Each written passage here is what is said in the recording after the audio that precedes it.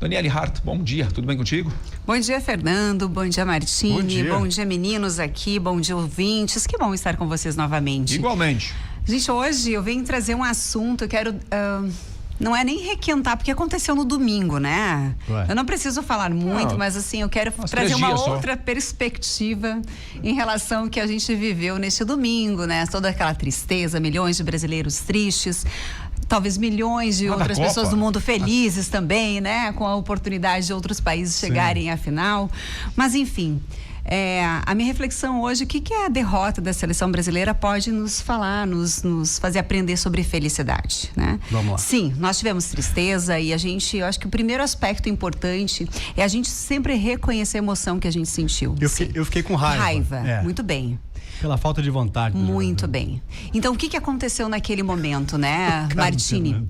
Muitos sentiram tristeza, outros sentiram raiva, né? Tudo conforme a expectativa que nós tínhamos em relação àquela seleção. Toda expectativa pode gerar uma grande emoção, seja ela agradável ou desagradável. No nosso caso, foi uma emoção muito desagradável, né? Foi uma grande frustração, porque não atendeu aquela expectativa que a gente alimentou por um tempo. Mesmo que alguns já diziam, depois de perder todo mundo, eu sabia que não ia dar certo, etc, etc. Sim. No fundo, muitos de nós já percebi que alguma coisa não estava legal. Não parecia que já não éramos aqueles merecedores, não tínhamos talvez um grande craque, tínhamos sim tínhamos alguns bons jogadores, mas a coisa não estava dando certo.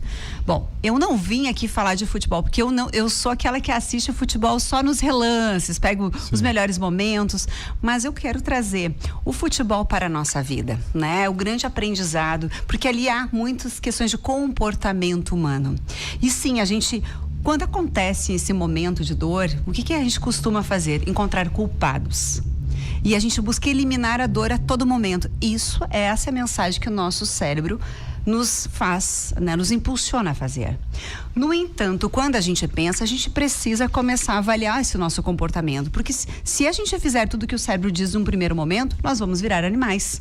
Nós seremos só animais, né? Sem o penso, sem pensar, sem uma forma mais saudável de convivência. Então, assim, eu até tive um momento lá na hora que eu disse, não, eu tenho que desligar a televisão, porque agora já não está mais muito legal.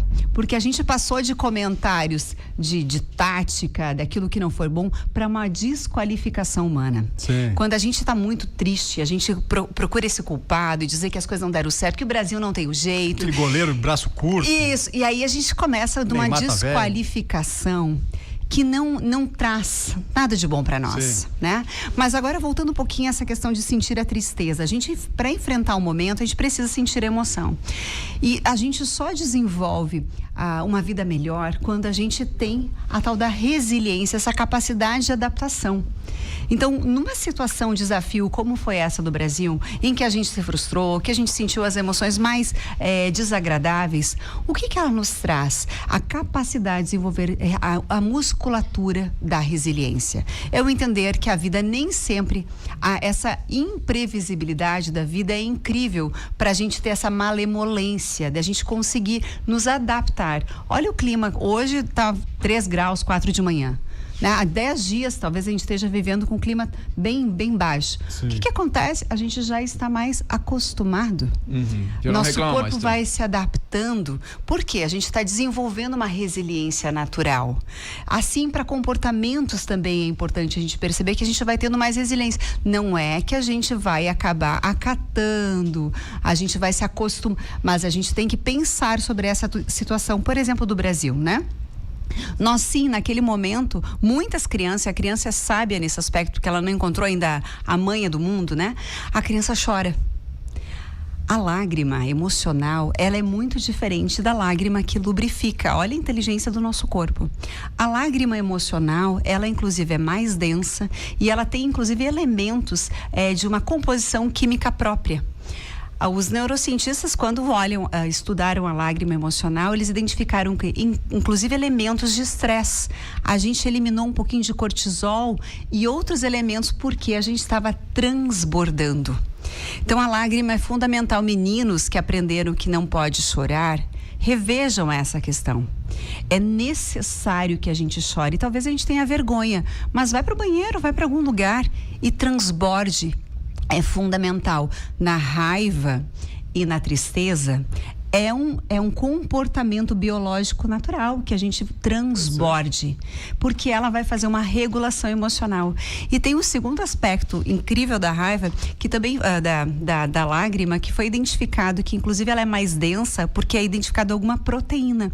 Então a gente consegue ver que na raiva, tanto que a gente diz, isso é uma raiva, lágrimas de crocodilo, porque ela é pouco densa. A lágrima emocional, ela é bem densa, ela é bem aparente.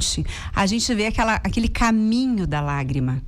Quando a gente vê essa lágrima densa, é quase que um convite para a gente não dizer, eu não vi essa lágrima. Não, ela existe e é uma lágrima real. E naquele momento a pessoa precisa de um acolhimento. Então a lágrima mostra a nossa vulnerabilidade para a gente entender que a gente não dá conta de tudo na vida e que a gente é vulnerável e precisa do outro para a gente se restabelecer. Olha que coisa mais incrível, os aprendizados da tristeza, né? A partir da regulação natural da tristeza, que é a lágrima. Então esse é um aspecto. Mas assim, voltando àquela questão lá de a gente fazer críticas, a gente julgar, de se qualificar jogador, assim também é na vida. Pensa vocês, o filho de vocês teve uma nota ruim. Aí a gente, mas foi preguiçoso, o que aconteceu?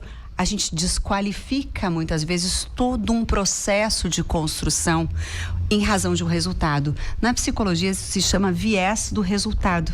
Muitas vezes é um reducionismo que a gente faz. A gente esquece todo o caminho percorrido. Por exemplo, um casamento, né, que encerrou.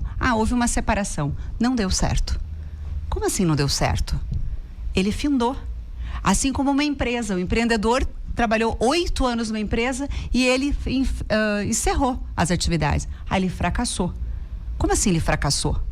Não, teve um momento que ele tomou uma decisão que não deu certo, mas em outros momentos deram certo. Então, da gente cuidar para não reduzir tudo aquilo, o que a gente faz na vida por um resultado, um único resultado final. Mas os vencedores, eu quero ser vencedor. Sim. Ninguém nasceu vencedor.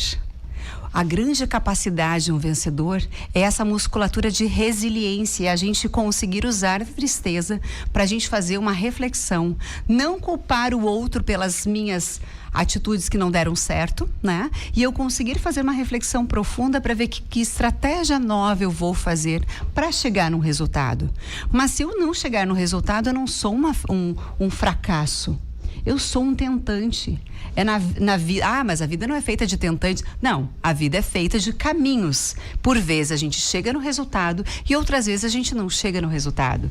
Mas eu acho que a grande reflexão pra gente hoje é isso. É a gente ter entender que às vezes a nossa maior vitória não é levantar a taça. Só uma seleção vai levantar a taça. Somente uma, né? E a gente sabe que para um ganhar, o outro tem que perder. E essa é uma dança, essa é a imprevisibilidade da vida. Então, se a gente não levantou a taça nesse momento, talvez a nossa grande vitória seja formar pessoas emocionalmente mais capazes de fazer de momentos difíceis, momentos de aprendizado.